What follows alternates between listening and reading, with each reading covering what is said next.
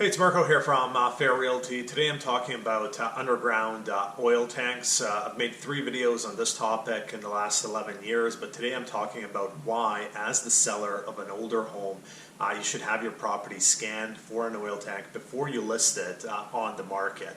Number of reasons for this. So first of all, if you scan your property for an oil tank and there is no oil tank, that's great. You have a report.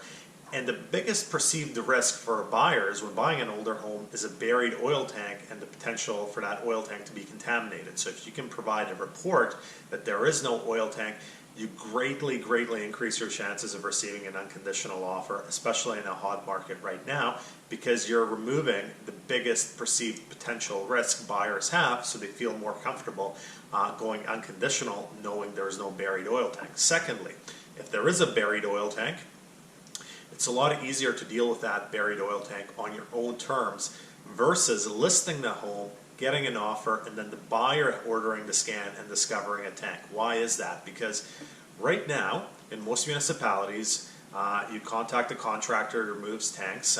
He or she calls the appropriate authorities, usually the fire department. Fire department comes, they look at it. If there is no contamination, they sign off on it.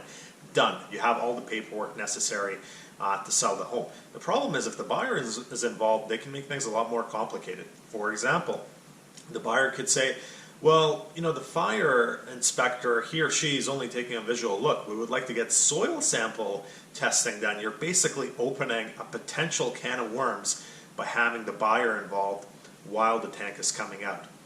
Even crazier, what I've seen is sellers sell their homes, the buyer go unconditional, and the seller guarantee that they're going to have the tank removed prior to completion. What if that tank is contaminated and it's going to take 2 months to clean up the contamination and the completion possession date is only a month out?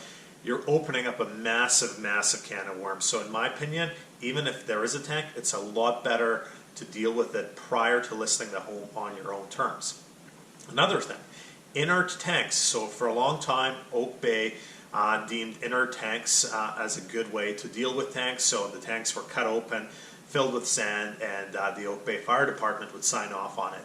As of approximately 2011, 2012, that no longer flies. So if you have a property with an inert tank, even though you have all the paperwork from the fire department, it still has to come out, unfortunately. And a lot of people are upset with this, but that is just the way things are. And this is because it's been discovered that approximately 20 to 30% of inert tanks are actually contaminated below the tank. So in conclusion, I strongly recommend scanning for an oil tank as the seller and dealing with the tank if there is one prior to listing the property. That's it for this week. Marko, Juras, Fair Realty.